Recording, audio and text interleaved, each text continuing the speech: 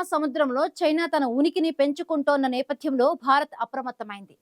నౌకాదళానికి జలాంతర్గాముల సరఫరా కోసం 1,00,00,000 కోట్ల రూపాయల విలువైన 2 భారీ ఒప్పందాలను చేసుకునేందుకు భారత్ సిద్ధమవుతోంది. ఈ ఒప్పందాల వల్ల సాగర గర్భంలో మన దేశ పోరాట సామర్థ్యం మరింత రాటుదేలుతోంది. చైనా నేవీ తన బలాన్ని పెంచుకుంటున్న నేపథ్యంలో ఈ అంశం ప్రాధాన్యం సంతరించుకుంది.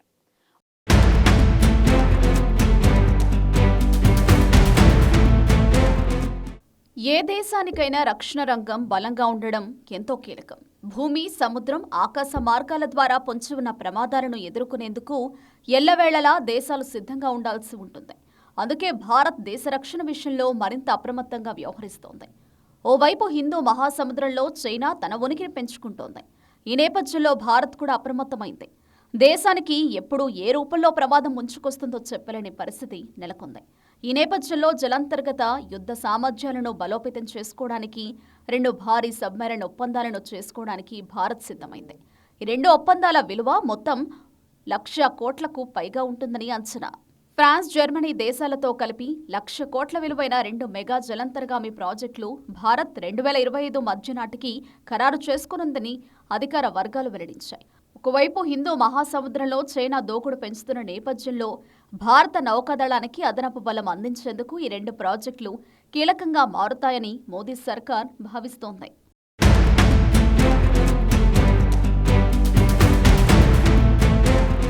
ఫ్రాన్స్కు చెందిన రక్షణ సంస్థ నావల్ గ్రూప్తో కలిసి భారత ప్రభుత్వ రంగ సంస్థ మజగాన్ డాక్ లిమిటెడ్ 3 స్కార్పిన్ సబ్మెరైన్లను తయారు చేయనుంది.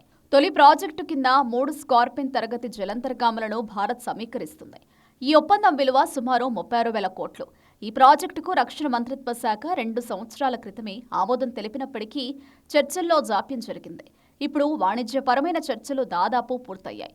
వచ్చే ఏడాది ప్రారంభంలో ఈ ఒప్పందం ఖరారు అవుతుందని భావిస్తున్నారు.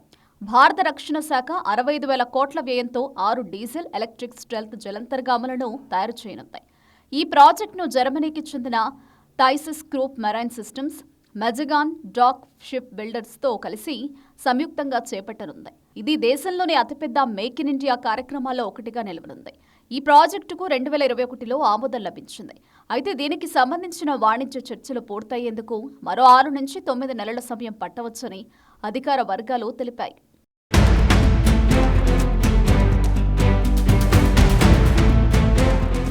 జర్మనీ, ఫ్రాన్స్తో మన దేశం చేసుకునే ఈ 2 ఒప్పందాల ద్వారా భారత్ 2 ప్రయోజనాలను పొందనుంది. వీటిలో అధునాతన సబ్మెరైన్లను పొందడం ఒకటైతే, ఆ 2 దేశాలు భారత రక్షణ పరిశ్రమకు టెక్నాలజీ ట్రాన్స్ఫర్ను అందించనుండడం రెండో కీలకమైన అంశం.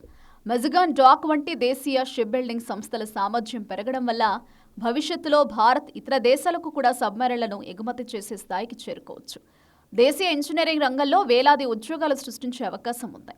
భారత్ ఈ 2 దేశాలతో చేసుకునే ఒప్పందం ఎంతో వ్యూహాత్మకమైనదిగా చెప్పవచ్చు. ఈ 2 సబ్మెరైన్లు భారత నౌకాదళానికి అదనపు బలంగా మారుతుందనడంలో సందేహం లేదు.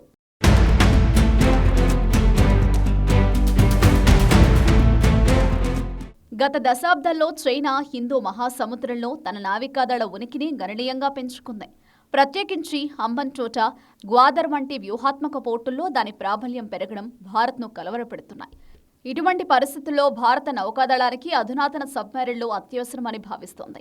ఎందుకంటే సముద్రంలో శత్రువును గోప్యంగా పర్యవేక్షించడం, సరిహద్దుల రక్షణ, కీలక వాణిజ్య మార్గాలను సురక్షితం చేయడం వంటి పనుల్లో అత్యాధునిక సబ్మెరైన్లను వ్యూహాత్మకంగా అవసరమని భారత ప్రభుత్వం భావిస్తోంది. 2026 అర్ధ సంవత్సరం నాటికి ఈ ఒప్పందాలు పూర్తవుతాయని భారత్ భావిస్తోంది. అయితే గతంలో స్కార్పిన్ ప్రాజెక్టులో జరిగిన ఆలస్యాలు మళ్లీ పునరావృతం కాకూడదని భారత నౌకాదళం భావిస్తోంది. ఇదిలా ఉండగా ఒకేసారి 2 మెగా ప్రాజెక్టులు అమలు చేసే సామర్థ్యం మజగాన్ డాక్కు ఏ మేరకు ఉన్నదనే ప్రశ్న తలెత్తుతోంది. ఏదేమైనా ఒకేసారి 2 మెగా ప్రాజెక్టులు చేపట్టడం ద్వారా భారత్ వ్యూహాత్మకంగా మరింత బలోపేతం కానుంది.